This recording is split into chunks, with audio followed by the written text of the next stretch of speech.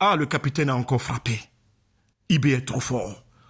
Ah, vous allez partager la vidéo là. Vous allez bien l'écouter et vous allez la partager. Le capitaine dit, par rapport à Air France, il est allé à Zignari. Donc il parlait aux gens. Il disait, hey, voilà Air France. Quand on vous dit que l'impérialiste là, c'est des menteurs. Les impérialistes, c'est des mythos. Voilà ça. Voilà Air France qui dit qu'il ne vient pas parce que le pays est dangereux. Même Ouagadougou est touché. Ok. Quelques jours plus tard, les voici qui reviennent. Le capitaine dit, mais vous voulez revenir. Vous avez dit que c'était rouge. Mais si vous voulez revenir, c'est que c'est vert. Écrivez d'abord que c'est vert avant de revenir. Écoutez la vidéo, la famille, partagez-la. Merci beaucoup. Le Burkina Faso est une référence et nous devons maintenir le flambeau très haut. Aujourd'hui, après ici, nous irons inaugurer l'usine de ciment, qui est une usine de plus au Burkina Faso. Mais l'espoir, c'est de pouvoir discuter avec toutes les cimenteries dans les jours à venir pour voir comment baisser le prix du ciment. Parce que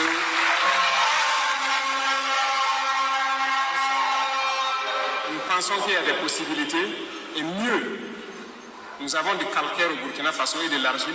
Si on arrive à l'exploiter de manière efficiente et discuter avec la dernière fois des producteurs de ciment, il faut qu'on arrive à exploiter ça pour faire baisser le coût du ciment. Donc on va discuter avec eux tous pour voir qu'est-ce qui est possible. Et là, ça va nous permettre de construire notre pays parce que notre pays est en chantier.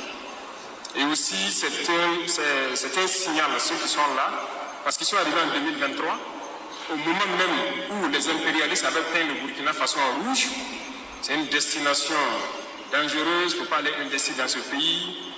Et ils sont venus avec leur argent. Ils ont injecté, ils ont construit leur usine. Je pense qu'ils ont fini depuis le mois d'octobre passé.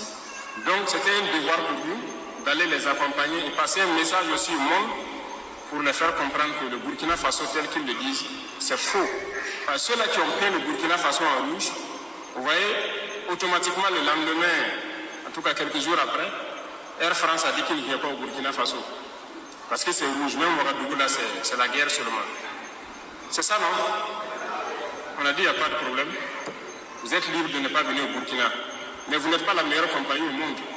Si les autres compagnies continuent de venir, ça veut dire que vous êtes des menteurs. Puisque les autres compagnies continuent de venir au Burkina Faso. Bruxelles vient, Turquie vient, je sais quoi, Éthiopienne, toutes les autres compagnies continuent de venir. C'est pour dire que les impérialistes sont très forts. Ils inventent leur ligne de conduite. Et ils amènent certaines de leurs entreprises à suivre ça pour donner de la véracité à leurs mensonges. Puisqu'ils ont menti que le Burkina est dans un rouge. Et ils amènent Air France à suivre le mensonge pour faire paraître au monde que c'est vraiment une zone rouge. Voilà pourquoi leur compagnie même refuse de venir. Il n'y a pas de problème. Nous, on dit que les autres compagnies vont travailler. Leur mensonge n'a pas pris. Quelques temps après, ils reviennent pour demander à reprendre les vols. Si c'est devenu vert, il faut réécrire que c'est devenu vert et vous allez reprendre.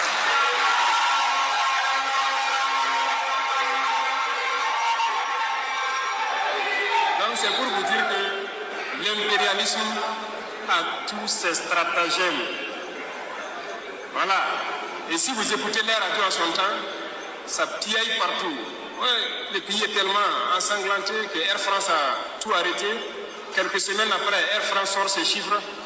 Leur chiffre d'affaires a augmenté parce qu'ils ne viennent plus dans l'AES. En tout cas, c'est bien.